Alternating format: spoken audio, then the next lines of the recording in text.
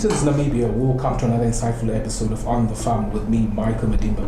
In this week's episode, I'm joined by Mr. Louis Kleinhans, the General Manager of Namibian Poultry Industries. He's going to be sharing a bit of insights about the poultry industry and the poultry sector in general within Namibia. Good day, sir. Thank you so much for having us. Good day, Michael. Awesome. Let's get right into it. So could you just give us a brief overview of the industry, of the poultry industry within Namibia? Yeah, Namib Poultry is currently the biggest player in Namibia. I think that the main reason why the NMI group started or investigating poultry was because of Feedmaster, which is a sister company making feed. First it was on the ruminant side, and when I think they were in a process where they were looking for continuous or sustainable business during the summer periods, because if you look at Namibia, summer periods with good rains, farmers usually buy less feed, and that's where Feedmaster started to investigate to see what other products or what other farming division can they go into for more sustainable business. And that's where the idea of poultry started off. I think initially it was in 2007, and then in 2011 we started, the project started off, and the first poultry was placed, the first rearing poultry was placed in December 2011, and then the first chickens were slaughtered in April 2012. Thank you so much for that insight. Let's get into the basics of poultry rearing or poultry farming. What essentially does it entail? Poultry farming is, a lot of people think it's an easy way of farming. It's a very basic orientated farming practices, where in our terms biosecurity is the most important word that we use in poultry. We do a lot of measurements, we don't assume anything. At Namib Poultry we've got world-class facilities with environmental controlled houses. We've got on-time reactions, so that's why we do a lot of measurements, so that immediately we can see if something is out, we can rectify critical areas. On the farm, all personnel is showering in and out on a daily basis. We do salmonella monitoring on personnel, on chickens. We've got at the processing plant, we've got our own clinic where people can go to, where we've got sisters, so that we can minimize people going to the doctor. And we do yearly medical checkups so that we make sure people are healthy, that's working with the product. We are salmonella free.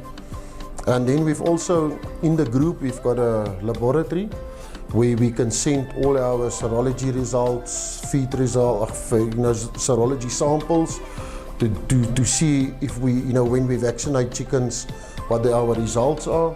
We also do environmental swabs. All our hatchery swabs go to the laboratory, and also all Feedmasters raw materials get analyzed at the laboratory.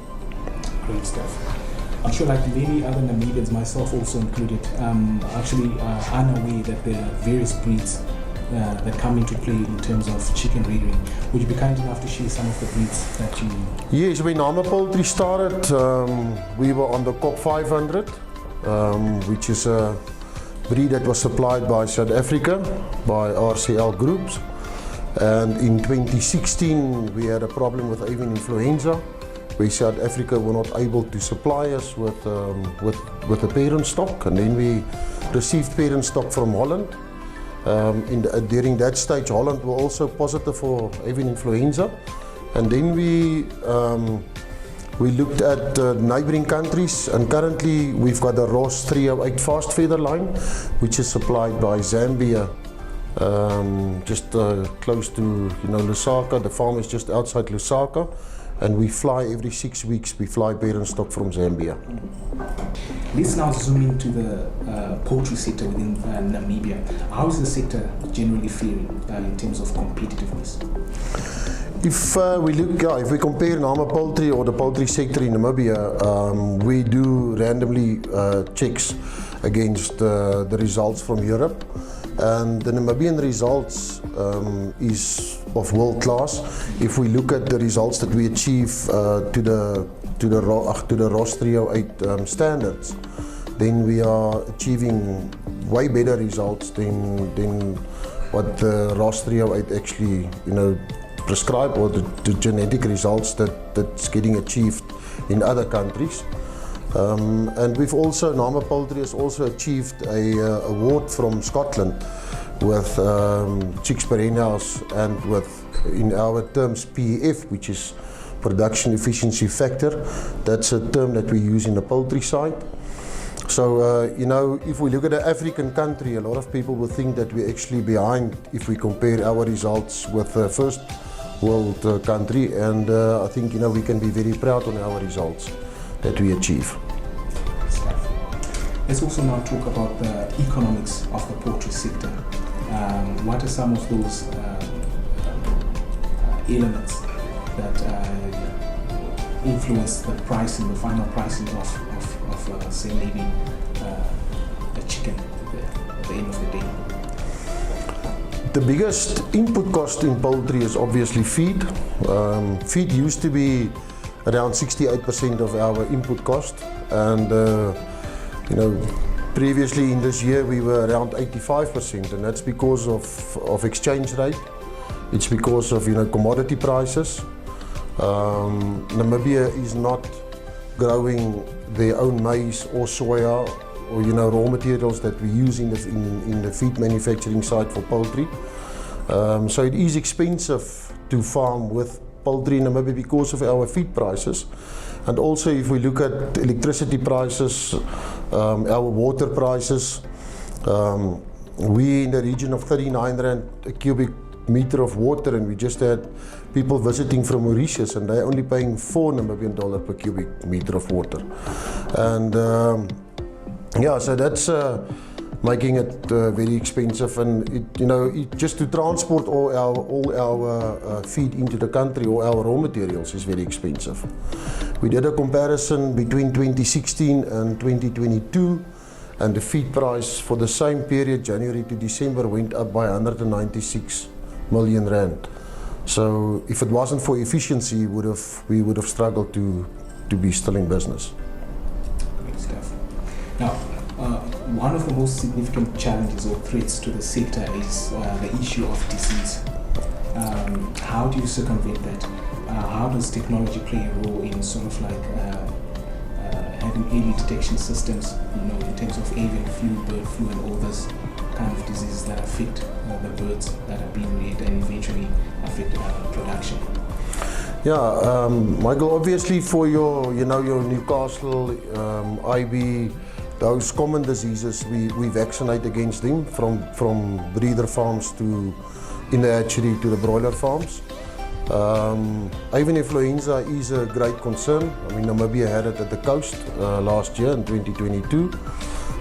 What we focus on at Namib Poultry is obviously very strict biosecurity. We've got world-class facilities, which is environmental controlled houses, from rearing, laying.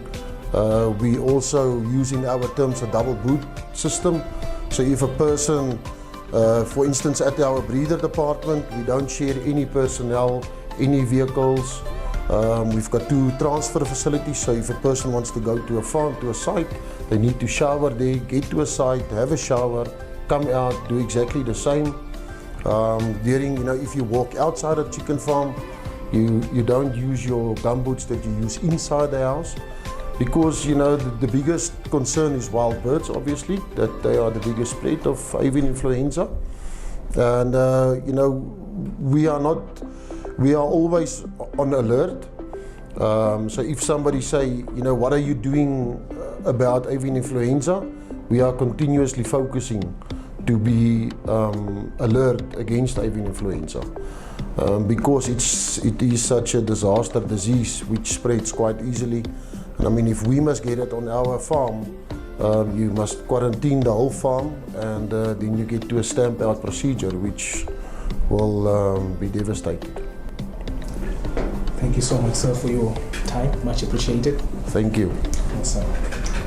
There you have it, Namibia. I was speaking to Mr. Louis Kleinhans, the General Manager of Namib Poultry Industries, sharing some nitty-gritties about the industry at large and the challenges and how they've managed to circumvent them. Until next time, it's bye-bye.